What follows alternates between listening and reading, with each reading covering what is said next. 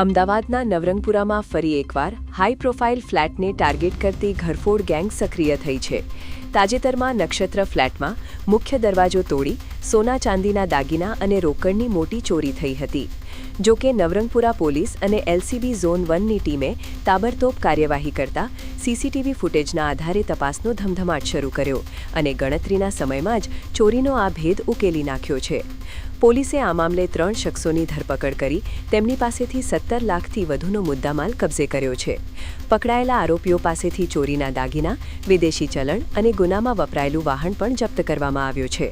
અમદાવાદ પોલીસની આ સતર્કતાથી રેઢા તસ્કરોમાં ફફડાટ વ્યાપી ગયો છે.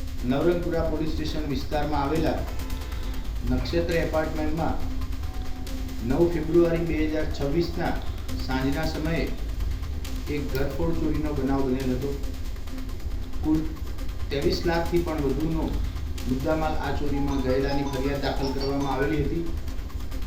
બનાવની ગંભીરતાને ધ્યાનમાં રાખી નવરંગપુરા પોલીસ સ્ટેશનની ટીમ, ઝોન 1 એલસીબીના પીએસઆઈ અને એમની ટીમ આજુબાજુ વિસ્તારના સીસીટીવી કેમેરા, સીડીઆર એનાલિસિસ, જૂના ચોરીમાં પકડાયેલા શકમંદ આરોપીઓ વગેરે અને હ્યુમન ઇન્ટેલિજન્સ મારફતે આ ઘરફોડ ચોરી ડિટેક્ટ કરવા માટે કાર્યરત હતા.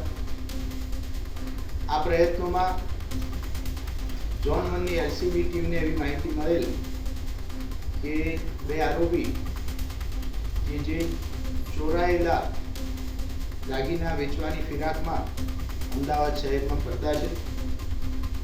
આ આરોપીઓની વેરિફિકેશન કરી માહિતી આધારે પૂછપરછ કરવામાં આવી, જેમાં મુખ્ય આરોપી ફરહાન ઉર્ફે ટેડી, બીજો આરોપી ફરાજ મોહમ્મદ, જે બંને ગોમતીપુર અને સરસપુર વિસ્તારના રહેવાસી છે.